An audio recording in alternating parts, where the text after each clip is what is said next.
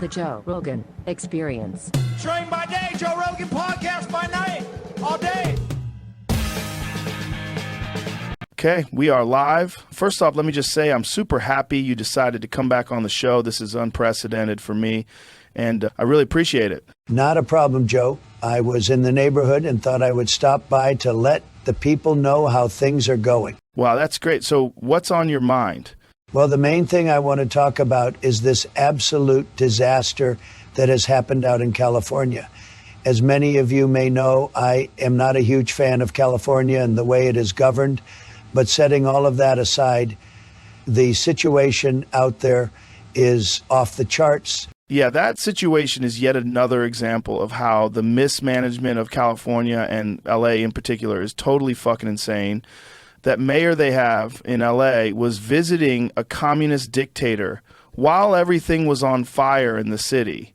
And there was this Australian journalist who happened to be on the same flight, and she tried really hard to get the mayor to answer why she was out of town during such a disaster, and the lady just would not speak at all to that reporter. No apologies to the citizens or anything like that. And even when she did finally make a public statement, it fell well short of an explanation for her actions. It seems like there's some underlying agenda going on to just destroy California. Well, you used to have your home base out there, Joe, and even you saw the writing on the walls and got out of there a few years back. Yes, I lived in California for quite a number of years, and it was great until it wasn't. Things just got so bad, what with the insane taxes and all that, I just had to relocate here to Austin, and I'm much happier here. There's no crazy regulations here like they have in California. Out there, you have to get a permit to get a permit. Unless, of course, if you're an illegal, then you get everything handed to you on a silver platter. All of the state funding that would ordinarily be going towards reinforcing the vital infrastructure has been diverted to all their pet projects. So when a calamity like this happens, they don't have the resources to deal with it. And it seems like it is all pre-planned to be that way. That may well be true, Joe. But getting back to my main objective here, I have to say that both Governor Gavin Newsom, whom I like to call Gavin Gruesome, has dropped the ball even worse than he did back when they had those fires in Northern California. And as we all know, that too was a total disaster. People thought I was crazy when I talked about low water pressure.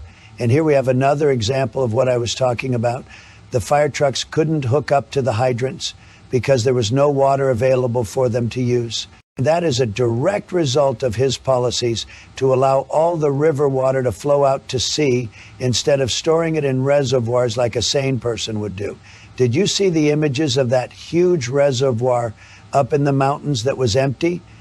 And California had all that record-breaking rainfall with all the flooding and everything, and his policies allowed all that extra water to just float away out to sea. And now, when they need all that extra water, it just isn't there to utilize.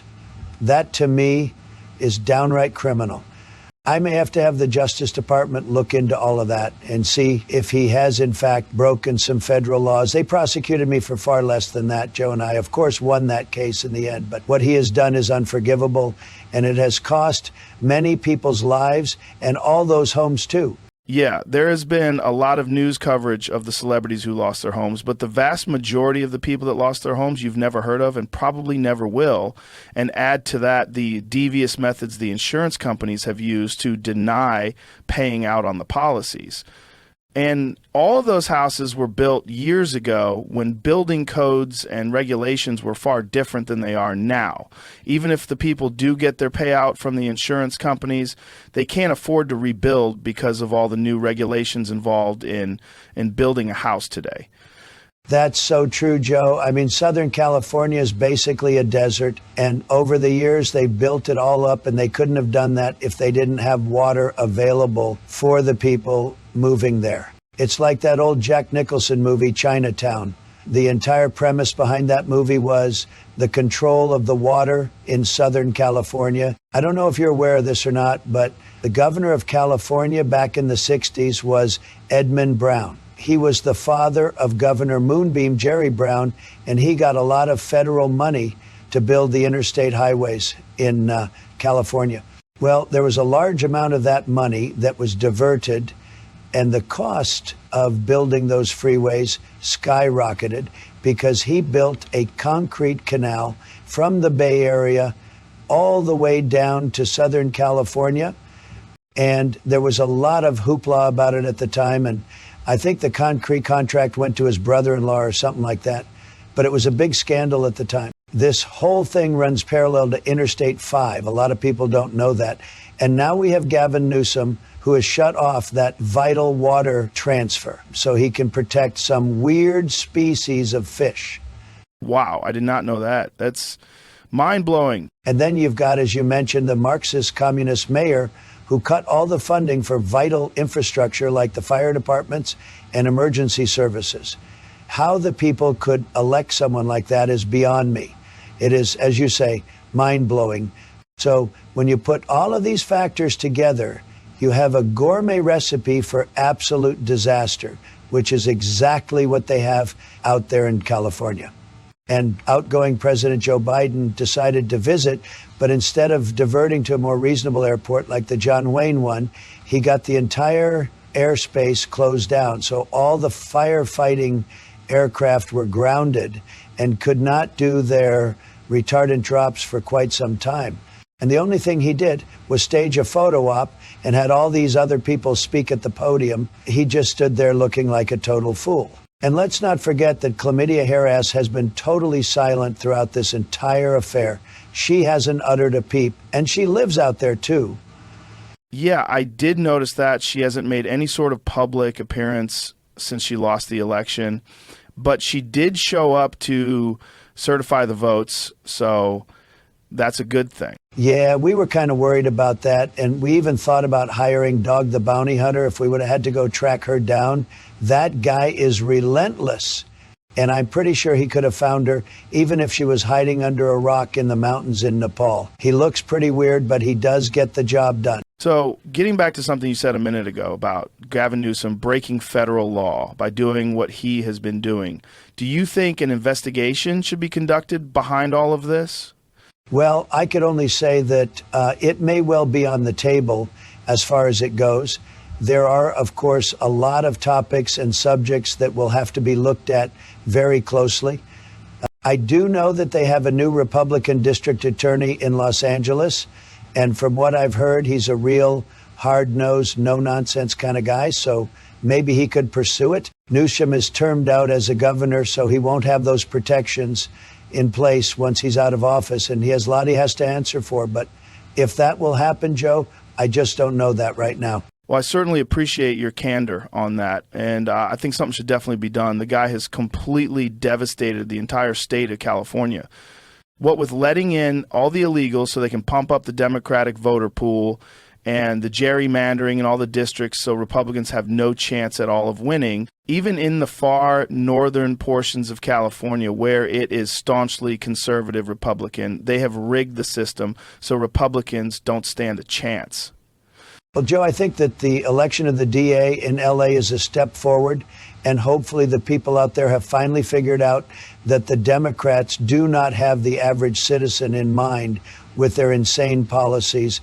And I think a lot of changes are going to happen out there in the coming years. California used to have a very strong Republican base, and people like Ronald Reagan and Richard Nixon were both from California and quite conservative, I might add. And it's a beautiful place, and it's a tragedy that it has been transformed into the total shithole it is now.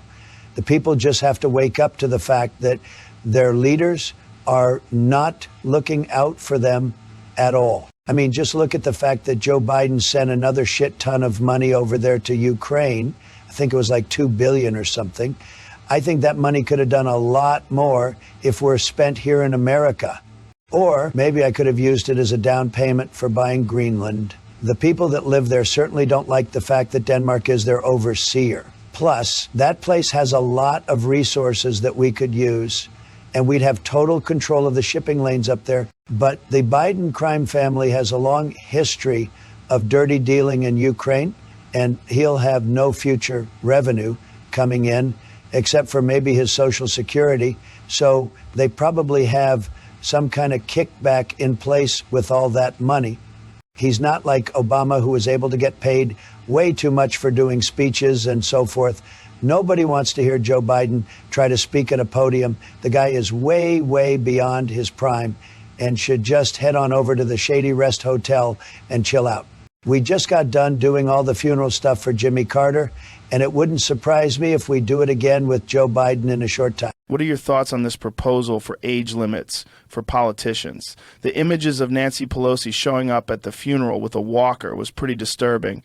Yeah, she's on her last legs for sure. And there's another one that is literally living in a nursing home and still holds office. I'm not opposed to an age restriction kind of thing, but it has to be done on a case-by-case basis. Some older folks have great cognitive skills and others are way off the deep end as far as their minds go. I'm certainly not as young as I used to be, but I can still play a full round of golf with no problem. And you have people like Mitch McConnell, who appears to be older than dirt, and he freezes up all the time, yet the guy's still in office. So, yeah, I think that kind of thing should be looked at quite seriously. Well, look, I have really enjoyed being able to speak with you again, and add to that the fact that you chose my platform to do this really means a lot to me. I know you have a plane to catch, so thank you again for stopping by. Not a problem, Joe. I enjoy our conversations quite a lot, and who knows, maybe we'll do this again in the future. Joe Rogan Podcast, check it out. The Joe Rogan Experience. Train by day, Joe Rogan Podcast by night. All day.